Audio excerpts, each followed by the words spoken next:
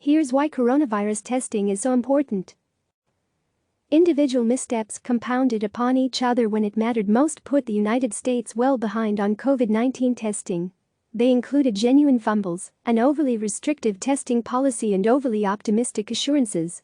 But now that it seems, hopefully, that the US may be getting the rate of COVID-19 infections under control, the lack of available testing seems likely to delay when the US can get back open for business. Trump preaches from the White House about the sheer number of tests conducted, but it's the wrong metric in a country the size of the US, where more than 41,000 people have died so far. The countries that are ever so slowly climbing their way past coronavirus share one key trait: widespread testing. Read this about Germany. Or watch this about Italy. The US is testing about 150,000 people per day. Germany, with a smaller population, is testing 120,000 per day, according to the New York Times. Harvard researchers have argued that unless the US could be testing 500,000 per day by May 1, the economy won't be able to open up. Until the US has that and until it's possible to figure out where the virus is and where it is going, who has had it, and whether the larger herd of Americans might be gaining some immunity, reopening to the country still seems a long way off. Or maybe not. Georgia will partially reopen. Governor Brian Kemp is moving to open some businesses, gyms, hair salons, body art studios, as soon as this week, with restaurants and theaters set to follow April 27. Bars and nightclubs will stay closed. Cities cannot supersede Kemp's order, which will be implemented statewide, and follows similar announcements in South Carolina and Tennessee, after President Donald Trump told governors to call their own shots. Figure it out. Other governors are fuming at the Trump administration, which has essentially cut states loose to figure it out on their own. Maryland, for instance, is getting its own tests from South Korea after the state's first lady, who is originally from South Korea, hatched a side deal. Read all about Yumi Hogan here, from CNN's Kate Bennett. Why did this happen? A remarkable new report from CNN's Sarah Murray, Nick Valencia, Jeremy Diamond and Scott Glover documents what we know about what went wrong in the early days of the outbreak. They're right.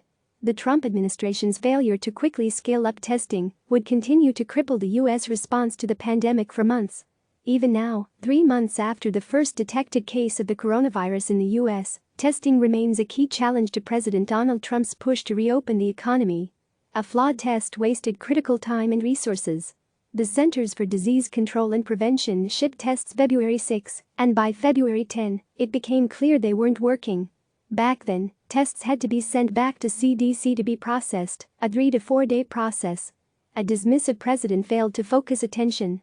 Rather than fix the brewing problem, Trump downplayed it. There was no push from the White House for more testing. It wasn't until February 23 that the CEO of American Public Health Laboratories asked the Food and Drug Administration to allow the company to create and implement its own tests. Meanwhile, the CDC director told Congress of efforts to remanufacture tests. The FDA still had not determined why the tests, which were developed in a lab and not a manufacturing facility, were malfunctioning. On February 29, the FDA changed regulations to allow additional labs to develop tests, although the agency says regulations have not been a roadblock to testing. It's nearly impossible to get a solid sense of the problem. Today the White House announced it would again invoke the Defense Production Act to speed up production of nasal swabs necessary for tests. Trump's economic advisor clarified that means federal funding would go to Puritan medical supplies. Related. Pence tries to reassure governors about testing supplies, while Trump passes the buck stops anywhere. But here Trump, who seems further and further afield from his own government's response effort, skipped a call with governors, but tweeted while it was going on, irked by the frustration with him, even though his promises that testing would be available have not come to be. Last month all you heard from the radical left, do-nothing Democrats was, ventilators, ventilators, ventilators. They screamed it loud and clear and thought they had us cold, even though it was the state's task. But everyone got their V's, with many to spare. Now they scream testing, testing, testing again, playing a very dangerous political game, Trump tweeted while the call was happening.